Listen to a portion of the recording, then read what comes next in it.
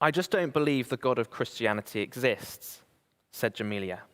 All that stuff with Jesus and his birth and his teaching and his miracles, it happened such a long time ago that I can't be sure it happened at all.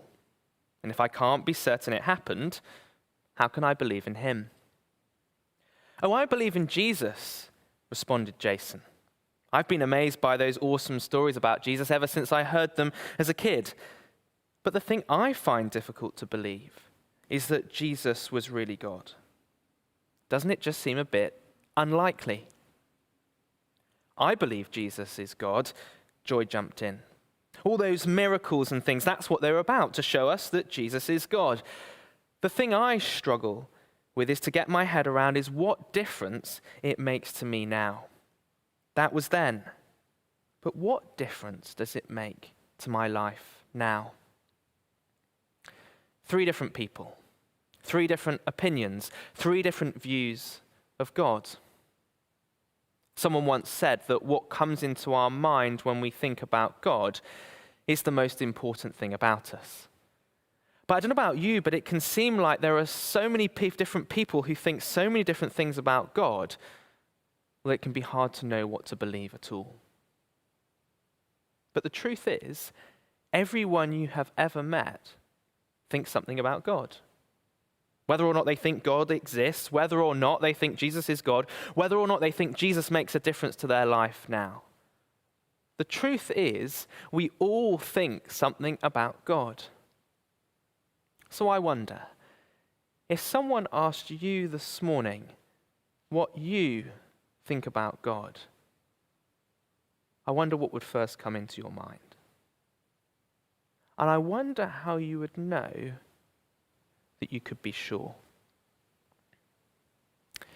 This passage that we're looking at this morning is one of the most famous passages in the Bible. It's about Jesus' birth. And the view of God that Luke gives us in his account of Jesus' birth, well, it's mind-blowing, it's breathtaking, it's life-transforming. And what's more, it's a view of God about which we can be absolutely sure. Luke starts his account by saying this. Read with me if you've got a Bible. Open it up to Luke chapter 2 or read on a device. In those days, Caesar Augustus issued a decree that a census should be taken of the entire Roman world. This was the first census that took place while Quirinius was governor of Syria, and everyone went to their own town to register. Luke starts his account of Jesus' birth by telling us about Caesar Augustus, the emperor of the Roman army. The emperor of the Roman world at that time was a man called Octavian. And Luke tells us that Octavian issued a decree that everyone in the Roman world should be registered. Now, all the historians agree that there was almost certainly only one reason why Octavian would make this order, so that he could raise taxes. There's nothing that quite shows the power of a nation, is there, than that nation's ability to take people's money. And the Romans, they were better at this than most. In fact, at the time of this event, the Roman world was absolutely massive, spread over 4 million square kilometers. The Roman army ruled from France all the way to the Middle East.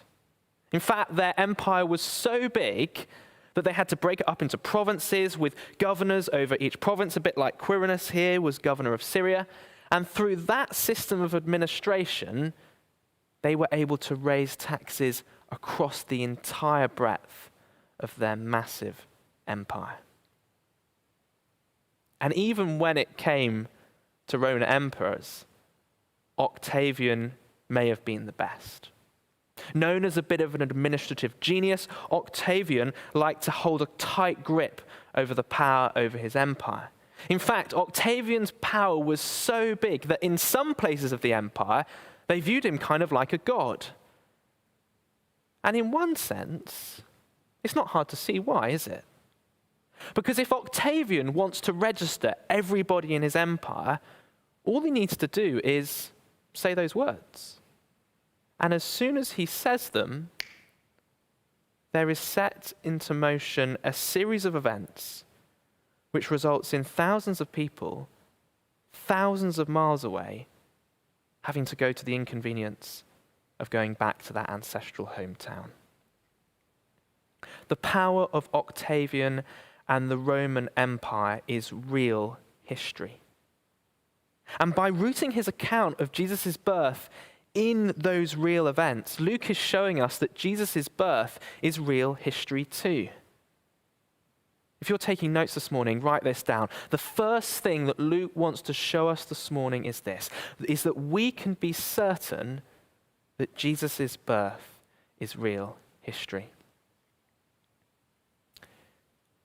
We live at a time, don't we, where it can be difficult to know what to believe. In an age of political spin, fake news, online gossip, we can be barely sure whether the latest piece of celebrity news is reliable or not, let alone when it comes to the most important things in life. But Luke is showing us that the claims of Christianity are not like that. No, Luke is showing us that the claims of Christianity, they're rooted in real history, and they're verified and consistent with other real historical events. Take, for example, the Roman historian Tacitus, a historian writing in the first 100 years after Jesus was born, and he writes in his history that Octavian so enjoyed raising taxes that, get this, he would count the totals from each province personally himself. Or Justin, a Roman historian from the 2nd century, writing between AD 100 and 200, talks about how this census that was first taken in Syria under Quirinius, the governor there, well, at the time that Justin was writing in the 2nd century, you could still go and see it in Rome. You may remember when we started our series back at the very beginning of Luke's gospel. In the first 4 verses of chapter 1, Luke told us that he researched everything thoroughly and carefully so that we, his readers, could be certain about what we've been taught about Jesus. And as we come to this most important of passages, that is exactly what we see Luke doing. When I read that conversation to you at the beginning, I don't know who you most closely related with. For you, it might have been Jamelia. Because the truth is, there are many people today who don't even really give the claims of Christianity a second thought just because they happened so long ago. But if that's you, can I ask you this question? Do you believe that there was a Roman emperor called Octavian, Caesar Augustus? Do you believe that he made a census of the entire Roman world? Do you believe that at that time there was a governor of Syria called Quirinius? I suspect that you do. Why? Because they were real men in real history and have been accurately recorded in real historical accounts like Luke's gospel. And if that's you, don't miss what Luke is saying to us this morning. That we can be certain that Jesus' birth is real history. And I don't know about you, but in an age where so many different people think so many different things about God, well, that gives real certainty to our faith. Jesus' birth is real history. But Jesus' birth is not just real history, it's also God's history. Luke carries on. Read with me from verse 4. So Joseph also went up from the town of Nazareth in Galilee to Judea, to Bethlehem, the town of David, because he belonged to the house and line of David. He went there to register with Mary, who was pledged to be married to him and was expecting a child. Joseph was a man living in the Roman Empire, and so like everybody else, he had to go and register to his ancestral hometown. And because Joseph was from that line of the great ancient King David, well, Joseph had to go to Bethlehem, the city that David was born. Now, it's almost certain that because Mary was so heavily pregnant, there was no way that Joseph was going to leave Mary on her own. And so this young married couple had to make the long journey uphill from Nazareth to Bethlehem. Nearly 100 miles. Just picture it. Nearly 100 miles with Mary late in pregnancy. And for why? Well, because one guy in Rome, thousands of miles away, wants to increase his power by raising taxes. One person talks about it like this: Octavian's relentless arm stretched out to squeeze its tribute even in a tiny village at the far end of the Mediterranean. Thus it came about that a village carpenter and his expectant teenage bride were forced to travel from his hometown to be registered for taxation. But here's the amazing thing. Although Octavian would never know it, by sending this decree for a census to raise taxes, well, he set in motion a series of events that would ultimately turn the world upside down. Because you see, this baby that Mary was carrying, well, it was unlike any before or since. And in this passage that we're looking at this morning, Luke makes a really big hint of this. I don't know if you noticed this as Simon read these verses a few minutes ago. Did you notice how keen Luke is to tie a connection between Joseph and David? Did you notice that? Twice in just one verse, Luke mentions this connection between David and Joseph, Jesus' human father. In fact, this is not the first time Luke has tried to make that connection. You may remember probably 6 or 7 weeks ago now when we studied that passage where Gabriel came to Mary and she had that amazing encounter, and Gabriel made that amazing promise to Mary that she would have a son from the line of David whom God would give the throne of his father David. And here now, as Luke comes to his account of Jesus' birth, well, what does Luke emphasize? That Jesus is from the line of David. Well, you may remember that passage that we looked at 2 weeks ago, the one actually immediately before this. Zechariah sings that a beautiful song in praise that God has given him his son John, who would prepare the way for the Lord, prepare his way for Jesus. And what does Zechariah sing? Well, he praises God for raising up a horn, a sign of strength from the house of David. And what do we find Luke emphasizing here? That Joseph, Jesus' human father, is from the line of David. Why does Luke make such a big play of this? Well, the reason Luke emphasizes this so much is because of what God had promised in his Old Testament. You may know that for hundreds, actually, if not thousands of years, consistently as we read through the Old Testament, a picture emerges. A picture of a series of promises that God made to his people that he himself would come as king. And in many of those promises, what do we hear? That king would come from the line of David. For example, in the Old Testament prophecies of Isaiah or Jeremiah, we find promises of God telling his people that he would send them a ruler from the line of David. And that is exactly what Luke emphasizes here. That Joseph belonged to the house and line of David, verse 4. Or perhaps even more astonishingly, the Old Testament prophecy of Micah. In Micah, God, through Micah, promised his people that out of Bethlehem, a small place really compared to many of the other places in Israel, well, out of Bethlehem would come a ruler for God's people. And what do we find here? Well, we find Luke emphasizing that through Emperor Octavian's census, Joseph and Mary came to Bethlehem just at the time Jesus was to be born.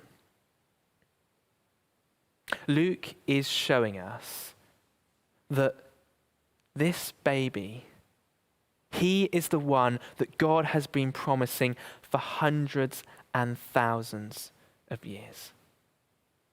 And the great irony is that it was through the most powerful man of the most powerful empire at that time that God brought Jesus to just the right place at just the right time.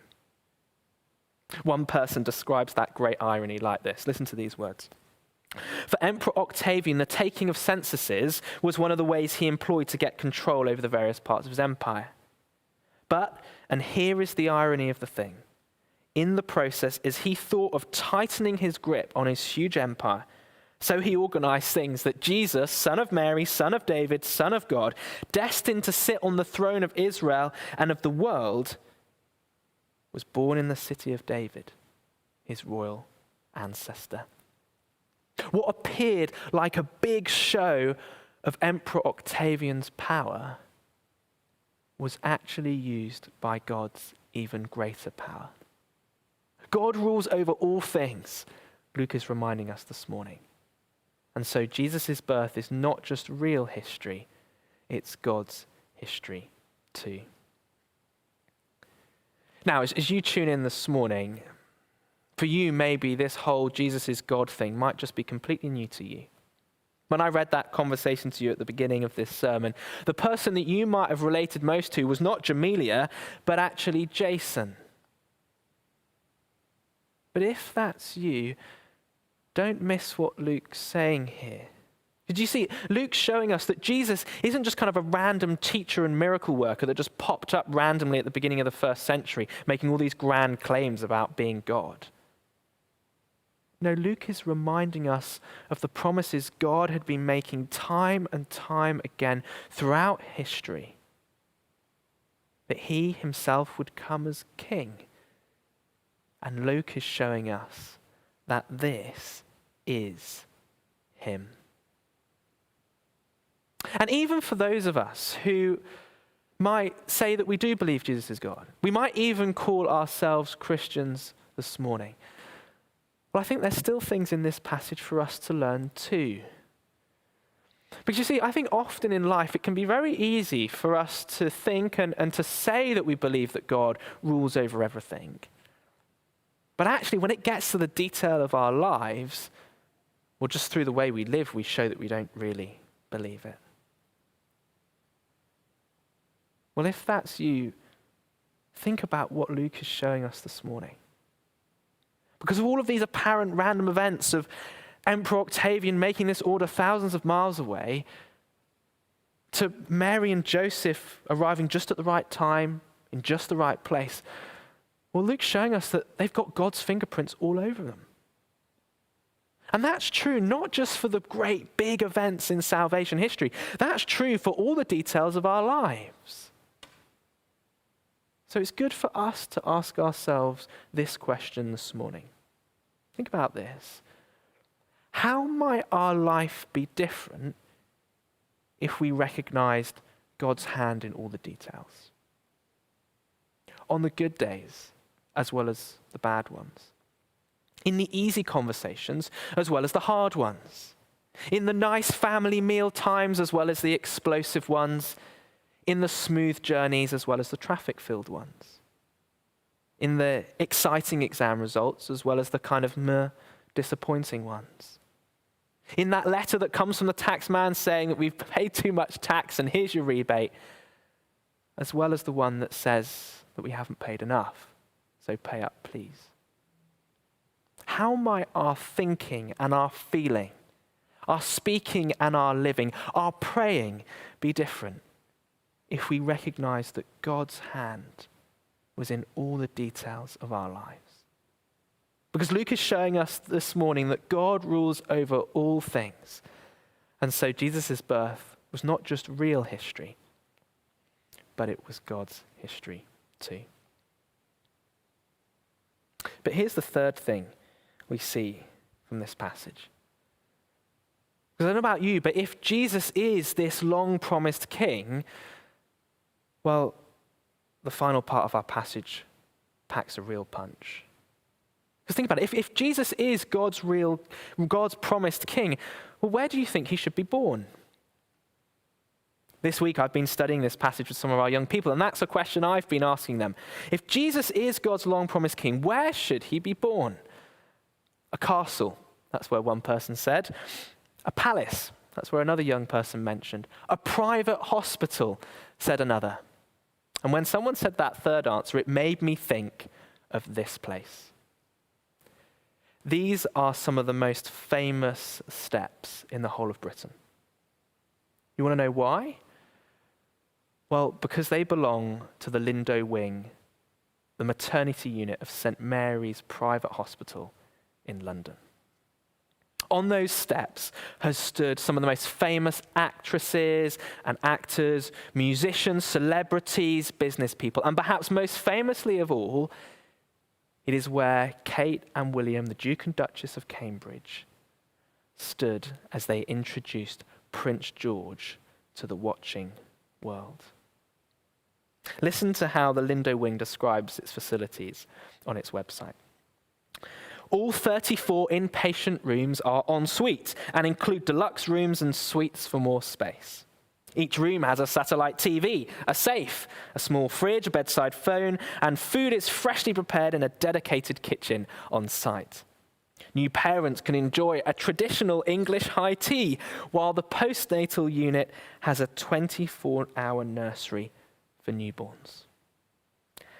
And all of this can be enjoyed for the small price of £5,900 for the night. The Lindo Wing is truly fit for a king. So how do you think people would have reacted if Kate Middleton had given birth to Prince George, not in the Lindo Wing, but in, say, a dog's basket? Well, they'd be outraged, wouldn't there? Can you imagine people's reaction? The anger on the phone-in radio and in the newspapers, on Twitter and on other social media, in the talk over the neighborhood fence and the Watts family WhatsApp groups. The outrage, the anger. How can such a special child, one to be the future king of Britain and the Commonwealth, be born in such humble circumstances? But the shock of this passage is that that's not a long way from what happened to Jesus. Have a look down to verse 6. While they were there, the time came for the baby to be born, and she gave birth to her firstborn, a son. She wrapped him in clothes and placed him in a manger because there was no guest room available for them. When the God of the universe came to earth as a man, he couldn't even get a room. And so he had to be born on an animal's floor and wrapped up in swaddling clothes, no doubt ripped from Mary's dress, and placed in an animal feeding trough. Luke shows us that Jesus' birth is not just real history. It's not just God's history. It's humble history. As you listen to me read that conversation to you at the beginning, the person that you might have most related to might not have been Jamelia. It might not have been Jason. Instead, it might have been Joy. You want to believe in Jesus. You want to believe in this humble God. You're just not sure what impact he has on your life now. Well, as I finish this morning, can I just offer 3 brief things that Jesus' humble birth might mean for you this morning? I think as we look at this account and this humble history, the first thing that it should do is move our hearts. We're used to, aren't we, seeing in our world big people doing big things. Just think of the world stage at the moment. Some of the world leaders, big, powerful men trying to throw their weight around. And it's not just on the world stage that we're used to seeing this. We're used to seeing it in our businesses, in our schools, in our hospitals, even in some of our churches. And I think if we examine our hearts closely, we see the seeds of it in all of ourselves. But the God of the Bible isn't like that. No, when the God of the universe came to earth as a man, he didn't come in a powerful car or the celebration of a big party. No, he came in the greatest humility. You want to know why? Because Jesus knew at the end of the day, the only way that we could be saved is if he gave us his life.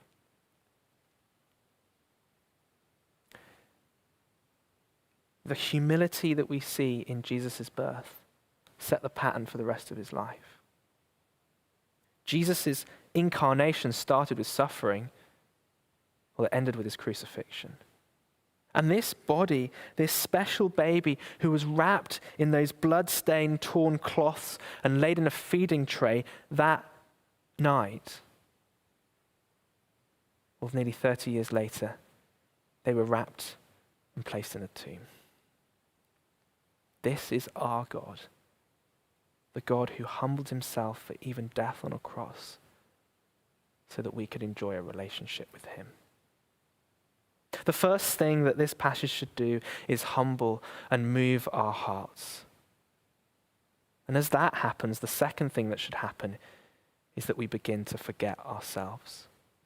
I say that because that's exactly what happened to Mary, isn't it? As Mary was given birth that night, do you imagine that all she could be consumed about was thinking of herself? I imagine that was the last thing she was thinking of.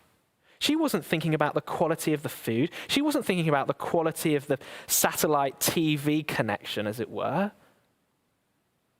No, her mind, no doubt, would have been solely fixed on the God she was serving, the God that she was birthing.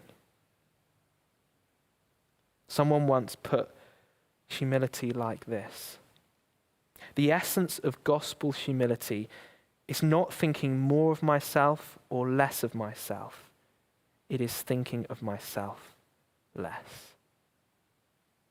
And as we come face to face with our humble God, as our hearts are moved, it should lead us to think of ourselves less. But here's the third thing that should happen. It should help us to count the cost. Because that is, of course, what Jesus calls us to as his followers. As we put our trust in him, this life of humility is the one that he calls us to. And again, we see Mary as a brilliant example of this in these verses. I imagine that you and me, if we'd have turned up to Bethlehem that night, we wouldn't have even slept on that animal floor, let alone give birth to our first child on it. But that is part of what it meant to Mary to obey God's word to her. For Mary to obey God's word meant traveling nearly 100 miles in the late stages of pregnancy. It meant going through the anxiety of having contractions start in an unusual city. It meant the humility and suffering of giving birth on that dirty and smelly floor. When you and I think of the events of that evening, we normally think of a silent night. But as Andrew Peterson writes in this great song, he says, it was not a silent night. There was blood on the ground. You could hear a woman cry in the alleyways that night on the streets of David's town. And the stable was not clean. And the cobblestones were cold. And little Mary, full of grace, with the tears upon her face, had no mother's hand to hold. Is that our response when Christ calls us to count the cost and follow him?